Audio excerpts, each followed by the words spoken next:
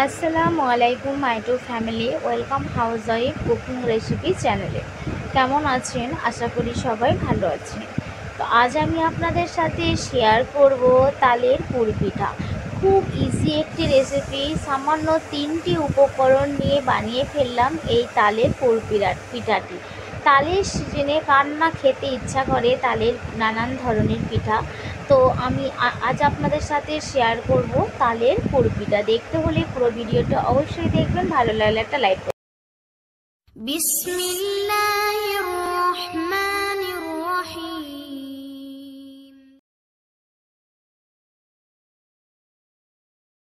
তালের পুরপিঠা বানানোর জন্য এখানে আমি তালগুলো খুব ভালো করে ফাটিয়ে আঁটি বের করে ঝাঁকা সাহায্যে মেদি বের করে নেব।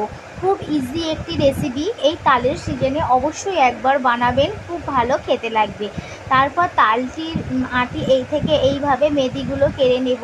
তো আপনারা চাইলে হাতে করে চটকেও মেদি বের করে নিতে পারেন। এখানে মাশাআল্লাহ 1 বাসন মতো তালের মেদি বেরিয়ে পড়েছে। এবার আমি পুরপিঠা বানাবার জন্য প্রিপারেশন নেব।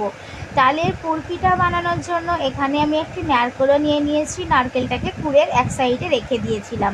তারপরে মেদিটি আমি ভালো করে একটু ফুটিয়ে নেব। অল্প সামান্য পানি দিব, যেহেতু মেদিটি খুব গাঢ়া তাই জন্য একটু সামান্য পানি দিয়ে দিলাম। দিয়ে 2-4 বার ভালো করে নেড়ে নেব। দেখে নিন, তাও মেদিটি মাশাআল্লাহ খুব সুন্দর গাঢ়াই আছে। তারপর এটির মধ্যে আমি ময়দা দিয়ে দিলাম। এখানে আমি 250 মতো ময়দা নিয়েছি, আপনারা যতটা চাইবেন ততটা ময়দা নিতে পারেন। তো ময়দা নিয়ে ভালো করে একটি ডো খামির করে একটি ডো বানিয়ে নেব।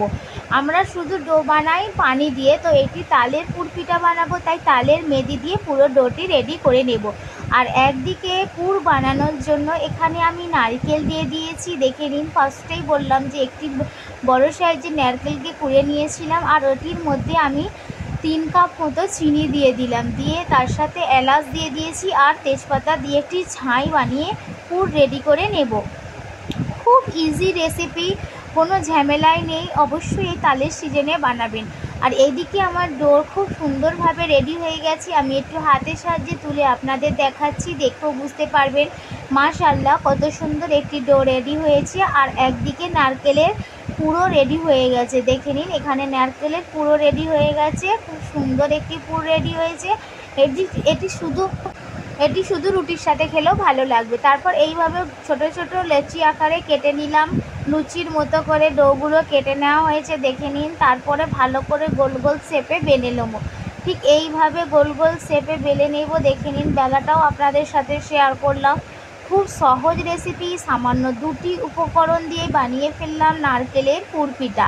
তারপরে নারকেলের যে পুরটি রেডি করেছিলাম সেটি তার মাঝখানে দিয়ে দিলাম, দিয়ে একটি নকশা আকারে দিলাম। তো আমি এই নকশাটি হাতেই করে আপনাদের দেখাবো। আপনাদের কাছে যদি কাটিং প্লেট থাকে তাহলে কাটিংয়ে করতে পারেন। তো এইভাবে নকশা করে নেবেন, বা নকশা যদি নাও পারেন তো ভালো করে মুড়ে নেবেন। খুব সহজ রেসিপি, এই তালের সিজনে অবশ্যই একবার এইভাবে তালের পুরপিঠাটি বানিয়ে নেবেন। খুব ভালো একটি রেসিপি রেডি হবে আর খেতেও দুর্দান্ত লাগবে। তো এইভাবে একে একে আমি সমস্ত পিঠাগুলো বানিয়ে নেব।